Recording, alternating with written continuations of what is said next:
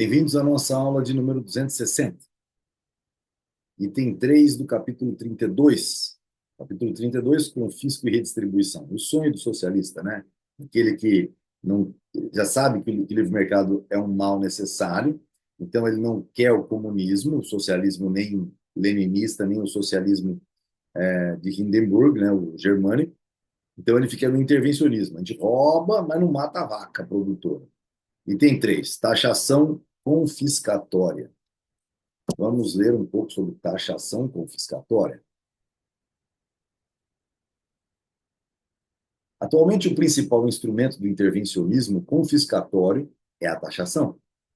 Pouco importa se o imposto sobre a propriedade e sobre a renda são arrecadados com o objetivo alegadamente social de redistribuir a renda ou apenas com o de arrumar a receita do Estado. O que importa são as consequências da intervenção. O homem comum encara esses problemas com mal disfarçada inveja. Pergunta a ele: por que alguém deveria ser mais rico do que eu? O intelectual, mais altivo, dissimula o seu ressentimento fazendo considerações de natureza filosófica.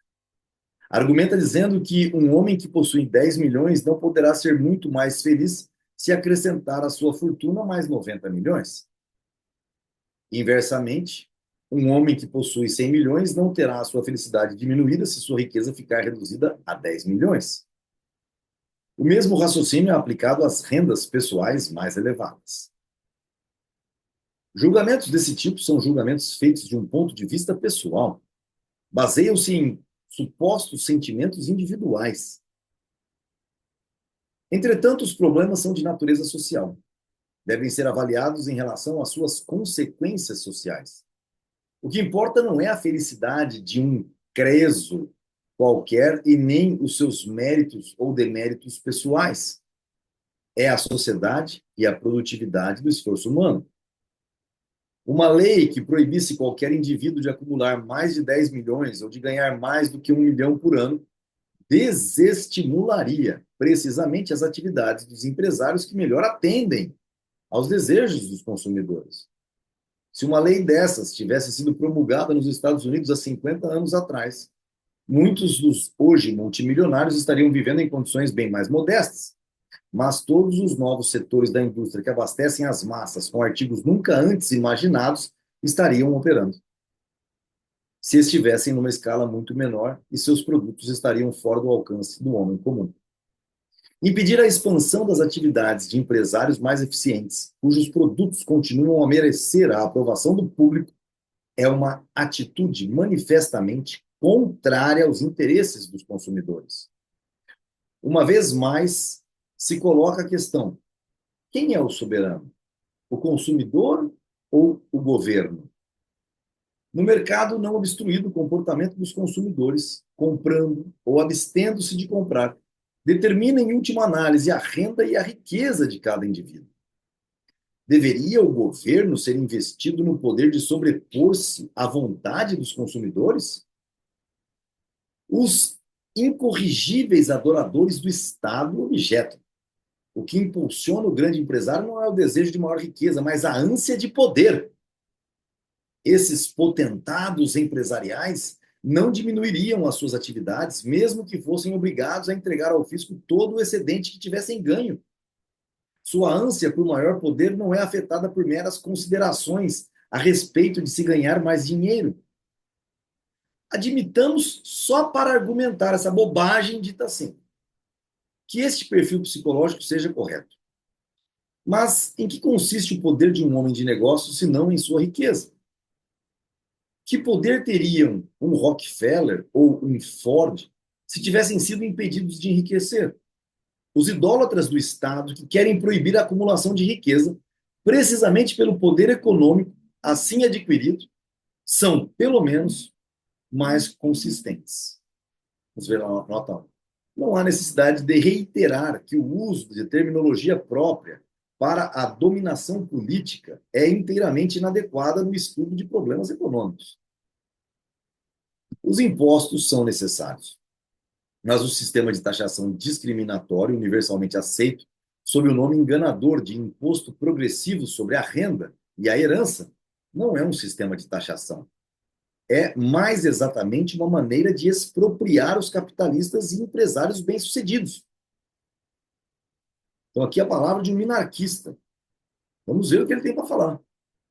É incompatível com a preservação da economia de mercado. Digam o que quiserem os acólitos do governo. O mais que pode fazer é contribuir para o advento do socialismo. Embora seja difícil de acreditar, o exame da evolução do imposto de renda, desde a sua criação em 1913 até os nossos dias, indica que, muito brevemente, esse imposto absorverá 100% de toda a renda que ultrapasse a média salarial dos indivíduos. Mises, mais uma vez, usando de compreensão histórica para fazer uma coisa que nós chamamos de futurologia. Futurologia praxeológica. Dessa vez acertando muito. A ciência econômica não se ocupa das doutrinas metafísicas espúrias aduzidas em favor do imposto progressivo. Interessa-lhes apenas suas repercussões no funcionamento da economia de mercado. Os autores e políticos intervencionistas encaram esses problemas com base numa noção arbitrária do que seja socialmente desejável. Dizem eles que o propósito da cobrança de impostos não é arrecadar dinheiro, já que o governo pode obter todo o dinheiro de que precisa imprimindo-o. O verdadeiro propósito da taxação é deixar menos dinheiro nas mãos do contribuinte. Ver Lerner, The Economics of Control Principles of Welfare Economics, Nova York, 1944. Os economistas abordam a questão de outro ângulo. Eles formulam a seguinte pergunta: quais são os efeitos da taxação confiscatória sobre a acumulação de capital? A maior parte daquela parcela das rendas mais altas que é confiscada pela taxação teria sido usada para a acumulação de capital adicional. O resultado é uma diminuição na acumulação de capital. O mesmo também é válido, e com mais razão, no caso de impostos sobre heranças. Os herdeiros se veem obrigados a vender parte do patrimônio que lhes foi legado. Esse capital, é claro, não é destruído, apenas muda de dono. Mas os recursos dos compradores que são usados para adquirir os bens vendidos pelos herdeiros teriam constituído um incremento de capital disponível. A acumulação de capital fica reduzida. O progresso tecnológico fica prejudicado, a quota de capital investido por trabalhador empregado é diminuída, o aumento da produtividade marginal do trabalho e o correspondente aumento dos salários reais é interrompido. Obviamente, é um equívoco acreditar que essa taxação confiscatória prejudica apenas as suas vítimas imediatas. Os capitalistas, diante da perspectiva de que o imposto sobre a renda ou sobre a propriedade atinja 100%, preferirão consumir o seu capital em vez de deixá-lo para o fisco. A taxação confiscatória bloqueia o progresso e o desenvolvimento econômico, não apenas pelo seu efeito sobre a acumulação de capital. Provoca, além disso, uma tendência à estagnação e à perpetuação de práticas comerciais que não poderiam persistir no regime competitivo de mercado livre. Uma das características inerentes ao capitalismo é não respeitar os interesses estabelecidos e forçar todo capitalista e todo empresário a ajustar incessantemente a sua conduta para as novas condições do mercado. Numa economia de mercado livre, os capitalistas e os empresários não têm descanso. Enquanto estiverem em atividade, não poderão jamais usufruir os frutos do seu sucesso, ou do sucesso de seus antepassados e deixar que prevaleça a rotina. Se esquecerem que sua tarefa é servir o consumidor da melhor maneira possível, serão logo deslocados de sua posição eminente e relegados à condição de um homem comum. Sua liderança e o seu patrimônio são continuamente ameaçados pelos novos empresários. Todo homem engenhoso pode iniciar uma nova atividade econômica. Pode ser pobre, seus recursos podem ser escassos e a maior parte deles pode ter sido obtida por empréstimo. Mas, se satisfaz o desejo do consumidor de uma maneira melhor e mais barata, obterá lucros excessivos e vencerá. Reinvestirá a maior parte de seus lucros no seu negócio, fazendo-o crescer rapidamente. É a atividade desses novos empresários que imprime à economia de mercado o seu dinamismo. Esses novos riches, ou seja, os novos ricos, são os precursores do progresso econômico. A ameaça de sua concorrência força as firmas mais antigas e as grandes companhias a ajustarem sua conduta. de modo a servir melhor o público, para não serem obrigadas a encerrar suas atividades. Mas, atualmente, os impostos frequentemente absorvem a maior parte dos lucros excessivos dos novos empresários, que ficam, assim, impedidos de acumular capital, expandir o seu próprio negócio, crescer e enfrentar os interesses estabelecidos. O próprio fisco se encarrega de evitar que as firmas mais antigas tenham de enfrentar a competição das mais novas. O Estado protege os mais ricos.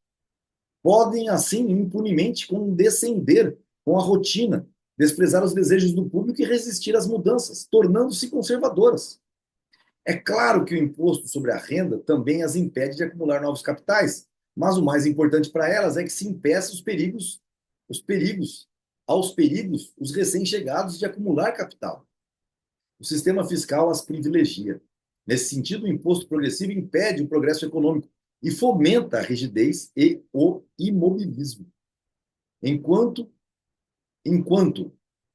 no mercado não obstruído, a propriedade do capital é um passivo que força o proprietário a servir o consumidor, os métodos tributários modernos transformaram-no num privilégio. Os intervencionistas alegam que a grande empresa está se tornando rígida e burocrática, que já não é possível para as novas e talentosas pequenas empresas ameaçar os interesses estabelecidos das famílias ricas mais antigas. Entretanto, essa alegação só se justifica na medida em que tal situação é o resultado das próprias políticas intervencionistas. Ou seja, do discurso para a prática, os políticos têm um longo passo a percorrer. Os lucros são a força motriz da economia de mercado. Quanto maiorem forem os lucros, melhor estarão sendo atendidas as necessidades dos consumidores. Porque no mercado livre só se pode oferir lucros eliminando-se os obstáculos existentes entre os desejos dos consumidores e a configuração existente da atividade produtora.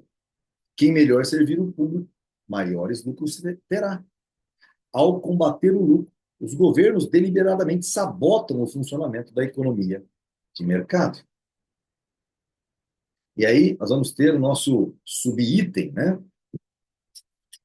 Que é normalmente uma explicação um pouco mais aprofundada, taxação confiscatória e risco empresarial. Nos vemos na próxima aula.